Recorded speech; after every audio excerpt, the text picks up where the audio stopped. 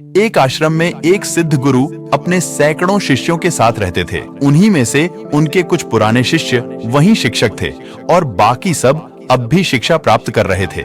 उनका एक शिष्य कर्मदास, जो कि अभी उनके आश्रम में छात्र ही था, वह बहुत अधिक बोलता था। वह हमेशा स्वयं को दूसरों से बहुत श्रेष्ठ समझता और दूसरों की बात काट उन्हें नीचा दिखाता था। शांत एकाग्र होकर आश्रम में ज्ञान प्राप्त करने के बजाय स्वयं को ज्ञानी दिखाने का दंभ भरता था। हर समय बोलता रहता, दिन भर इधर उधर की बातें करता, भिक्षाटन के लिए भी जाता तो हर घर से एक नई कहानी लेकर आता और आश्रम के दूसरे शिष्यों को सुनाता। एक छात्र से दूसरे की बुराई करता, चुगली करता और दूसरों के सामने अच्छा बनने का प्रयास करता।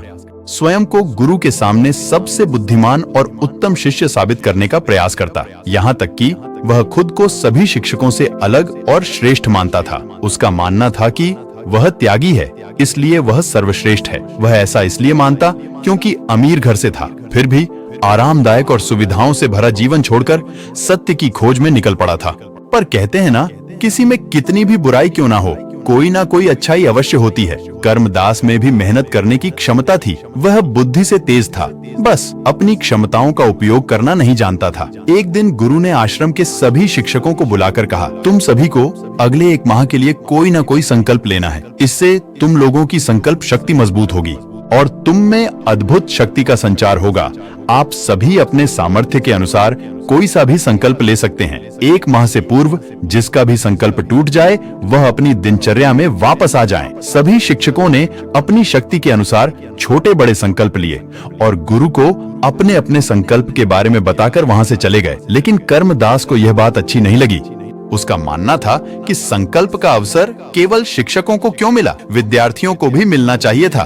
गुरु मुस्कुराते हुए बोले, तो ठीक है, जिन भी विद्यार्थियों को लगता है कि उनकी संकल्प शक्ति मजबूत है, वह भी 1 महीने के लिए संकल्प ले सकते हैं। कर्मदास स्वयं को सबसे अलग और बड़ा दिखाना चाहता था। उसने गुरुदेव से कहा, हे गुरुदेव, आप ही बताइए मुझे क्या संकल्प लेना चाहिए। तो गुरुदेव ने कहा, मेरे पास एक सुझाव है। तुम अपने शिक्षकों और मित्रों के पास जाओ और उनसे जाकर पूछो कि तुम्हें क्या संकल्प लेना चाहिए। क्या पता तुम्हें किसी ऐसे संकल्प के बारे में पता चल जाए जो तुम्हारे जीवन में कोई बहुत बड़ा परिवर्तन ले आए।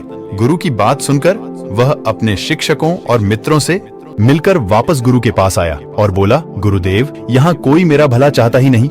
ये लोग कहते हैं मौन रहने का संकल्प ले लो। गुरु ने पूछा, सबने यही कहा? तब कर्मदास ने हामी भरते हुए कहा, जी लगभग सबने यही कहा। गुरु ने पूछा, पुत्र कर्मदास, क्या तुम यह कर पाओगे? कर्मदास ने कहा, जी इसमें कौन सी बड़ी बात है, यह तो मैं आराम से कर लूंगा। मैं इसी का संकल्प ले लेता हूँ गुरुदेव कि अब मैं आने वाले 1 महीने तक मौन रहूंगा। गुरुदेव ने उसे संकल्प पर अटल रहने का आशीर्वाद दिया और अपनी कुटिया की ओर चले गए। बाकी किसी छात्र ने संकल्प नहीं लिया। कर्मदास प्रफुल्लित हुआ जा रहा था कि अरे वाह, शिक्षकों के साथ केवल मैंने संकल्प लिया है, बाकी विद्यार्थियों से तो श्रेष्ठ हूँ मैं।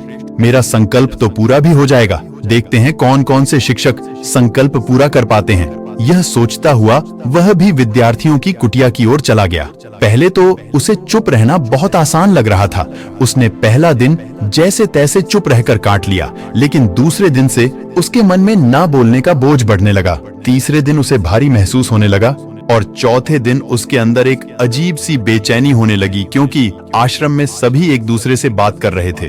वह भी अपना पक्ष उनके सामने रखना चाहता था, उनकी बोलती बंद कर देना चाहता था, लेकिन उसका संकल्प उसके आगे आ रहा था। उसका सर फटा जा रहा था, उसका खाने पीने का मन नहीं कर रहा था, बस बोलना चाहता था। अपनी परेशानी का हल ढूंढने वह गुरु के पास पहुंचा। गुरु के पास पहुंचकर उनके सामने बैठ लिखकर उन्हें बताया कि गुरुदेव, मैं बोलना चाहता हूँ, मुझसे रहा नहीं जा रहा, मैं क्या करूं? क्या मैं संकल्प तोड़ दूं? गुरु मुस्कुराकर बोले, संकल्प तो तोड़ने के लिए ही होते हैं, तो तुम तोड़ सकते हो, परंतु जो अपने संकल्प को पूरा कर लेता है वही अपनी आंतरिक शक्ति और जागृति की राह पर आगे बढ़ जाता है। बाकी संकल्प तुम्हारा है, उसे रखना या तोड़ना तुम्हारे हाथ में है। काफी सोच विचार के बाद कर्मदास ने अपने गुरु से कहा, मैं संकल्प नहीं तोड़ना चाहता, मैं इसे पूर्ण करूंगा। यह कहकर गुरुदेव को प्रणाम कर कर्मदास अपनी कुटिया में चला गया। अब उसने बिना जरूरत के अपनी कुटिया से बाहर निकलना भी बंद कर दिया। उसके सहपाठी और शिक्षक भी हैरान थे कि कर्मदास का संकल्प इतना लंबा कैसे चल रहा है। अब कर्मदास बाहर तो जवाब नहीं देता, पर अब जितना ज्यादा मौन रहता उतना ही पुरानी बातें, यादें सब बहुत तीव्रता से उसके अंदर प्रकट हो रही थीं। अब मौन और ज्यादा मुखर हो रहा था। कर्मदास ज्यादा बेचैन होने लगा था। उसने पुनः अपने गुरु से इसका हल जानना चाहा। पुनः अपने गुरु से लिखकर पूछा, मैं बाहर से जितना मौन हूँ, अंदर में उतना ही शोर है। क्या इसके बाद भी मेरा संकल्प जारी है या मेरा संकल्प टूट चुका है? गुरु ने उत्तर दिया, तुम्हारा संकल्प अभी भी जारी है, लेकिन जब तक लोगों की आवाज तुम्हारे कानों में पड़ती रहेगी, तुम्हारा मन बोलता रहेगा, क्योंकि इसे तो आदत है बोलने की। तुम्हें इससे बाहर आने के लिए इन आवाजों से दूर जाना पड़ेगा। गुरु की ये सीख लेकर, गुरु को प्रणाम कर, कर्मदास कुटिया छोड़कर जंगल की तरफ चला गया। उसने सोचा, जब मेरा संकल्प का समय पूरा हो जाएगा तभी लौट कर आऊंगा। परंतु जब वह जंगल गया तब उसने जाना कि वह अंदर से अशांत था, इसीलिए बाहर से इतना शोर मचाता था। जब पूरा महीना बीतने के बाद वह लौटकर आश्रम नहीं आया, तब उसके मित्रगण और शिक्षकों ने गुरुदेव से बात करने का मन बनाया और उनसे जाकर कहा, हे गुरुदेव, 1 महीने से ज्यादा हो चुका है, परंतु कर्मदास अभी तक लौटकर वापस नहीं आया। क्या हमें उसे ढूंढना चाहिए? क्या पता किसी जानवर ने उस पर हमला किया हो या उसकी तबीयत खराब हो। क्या पता वह रास्ता भटक गया हो। हमें उसके बारे में ज्यादा पता नहीं है, तो क्या हमें उसकी मदद के लिए जाना चाहिए? गुरु ने अपने शिष्यों से कहा, तुम सब भी तो यही चाहते थे कि वह चुप हो जाए। यह संकल्प तो तुम ही लोगों ने उसे सुझाया था, फिर अब तुम उसकी चिंता क्यों कर रहे हो? सब शर्मिंदा थे और उसी भाव से एक शिक्षक ने कहा, हमें क्या पता था हमारा यह सुझाव हमारे आश्रम के ही विद्यार्थी के लिए इतना हानिकारक हो जाएगा और वह आश्रम छोड़कर चला जाएगा और फिर कभी वापस लौटकर नहीं आएगा। गुरु मुस्कुराते हुए बोले, चिंता मत करो, वह वापस आ जाएगा। कुछ समय के बाद एक दिन कर्मदास आश्रम आया। उसके मित्रों ने उसे घेर लिया और उससे बातें करने लगे। यह क्या, कर्मदास तो सबसे घुल मिलकर प्रेम पूर्वक बातें कर रहा था। न किसी का उपहास, न किसी से आगे निकलने की होड़, न किसी से बड़ा बनने की चाहत। उसे देखकर लग रहा था मानो वह बदल सा गया हो।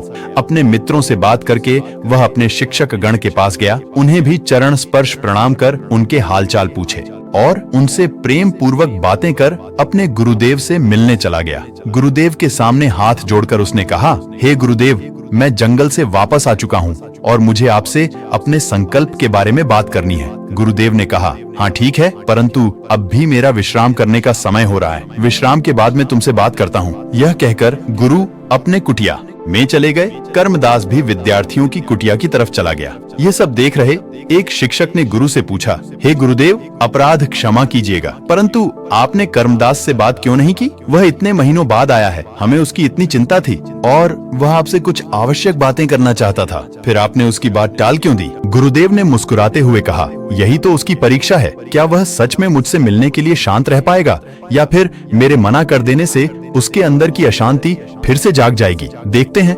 यह बोलकर गुरु विश्राम करने लगे। कुछ समय पश्चात जब विश्राम करके जागे तब उन्होंने कर्मदास को बुलाया और पूछा, हाँ बताओ पुत्र, तुम क्या बताना चाहते थे?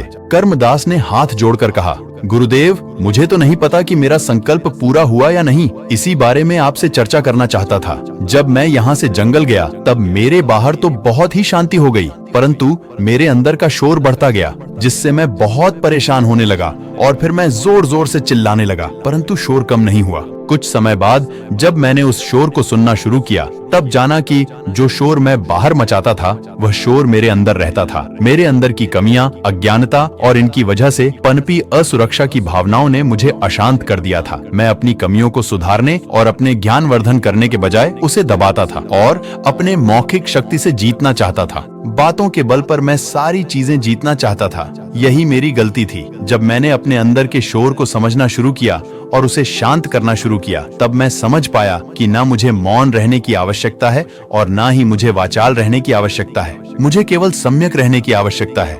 जितनी आवश्यकता है उतना ही बोलना चाहिए, अन्यथा चुप रहना चाहिए। अब आप मुझे बताएं कि क्या मेरा संकल्प टूट गया या मेरा संकल्प पूर्ण हुआ? गुरु ने मुस्कुराते हुए कहा, पुत्र, यदि तुम 1 महीने तक बिना कुछ बोले चुप रहते और मुझसे कोई प्रश्न भी ना करते और अपनी यात्रा में आगे भी ना बढ़ते तब भी तुम्हारा संकल्प पूरा हो जाता, परंतु उस संकल्प के पीछे की योजना सिद्ध नहीं हो पाती।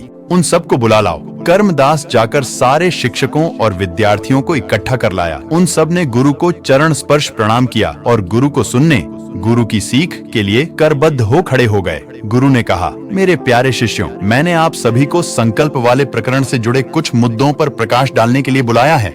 पहला, यदि आपके सामने कोई क्रोधित होता है या आपको नीचा दिखाने की कोशिश करता है, तो आपका कर्म है कि आप उसे शांत करवाएं या शांति की राह दिखाएं, ना कि उसकी कमियां निकालकर उसे और दुखी या अशांत करें। दूसरी बात, यदि आप अशांत हैं और आपको कोई बताता है, तो आप मदद मांगे और अपने आप को शांत करने का प्रयास करें, ना कि मौखिक शक्ति से उसे हराने का प्रयास करें। तीसरा, किसी से परेशान होकर कोई ऐसा हल ना निकालें जो किसी के लिए हानिकारक सिद्ध हो सकता है, क्योंकि बाद में इस पर आप ही को पछताना पड़ेगा। और चौथा, अपनी कमियों को छुपाने के लिए अपने मौखिक शक्ति का सहारा ना लें, अपितु अपनी कमियों को सुधारें, वही आपकी शक्ति है। सभी को अपनी अपनी गलती समझ आई और सभी ने स्वयं में सुधार करने की स्वेच्छा बताई।